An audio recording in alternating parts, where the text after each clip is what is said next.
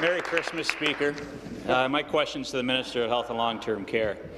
Speaker, it is the season of giving, but some gifts we receive are unwanted. Bill 41 yesterday delivered the gift of another layer of bureaucracy and increased red tape for our frontline healthcare professionals. With the bloated bureaucracy and mountains of red tape, this bill reversed the government's previous intentions and shifted the power away from local decision-making back to the Ministry of Health. Mr. Speaker, why did the government not listen to healthcare professionals and patients and present Ontarians with this healthcare lump of coal? Minister of Health, Long-Term Care.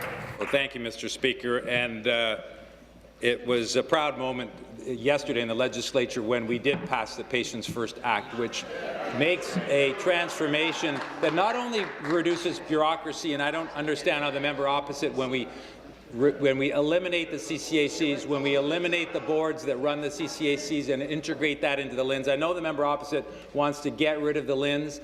I happen to believe in the 10 years that they've been here, local boards, local decision-making, that they've worked closely with our hospitals, with our long-term care facilities, with home and community care, with our mental health and addictions agencies. This bill allows them to coordinate that care better, as well as work with primary care providers, work with public health, and as I mentioned, integrate the home and community care services into their functions, Mr. Speaker. I'm proud of this bill, and in the supplementary, it's not simply that I'm proud. I'm going to talk about individuals who are also proud that represent the frontline workers. Supplementary.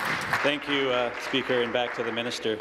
Minister, the opposition parties of this legislature presented 73 amendments before committee in relation to Bill 41. These amendments came from those who deliver health care firsthand and who are worried that patient care will suffer under this bill. One of those communities was the Francophone community.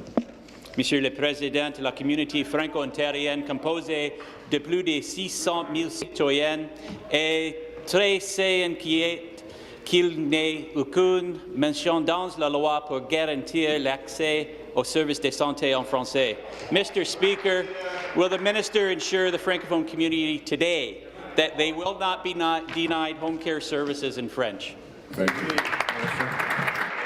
Well, of course, Mr. Speaker, I'll provide that assurance and commitment, and I've worked extremely hard since the moment I became Health Minister to make sure we not only meet our responsibility to Franco-Ontarians, to those to Francophones in this province who want to and deserve to and have the right to expect to receive their services in the French language. I work to exceed that commitment and that responsibility under the French Language Services Act. In fact, that act is specifically referenced in the Patients First Act. I have my own council, which is a French Language Health Services Advisory Council. I took their advice.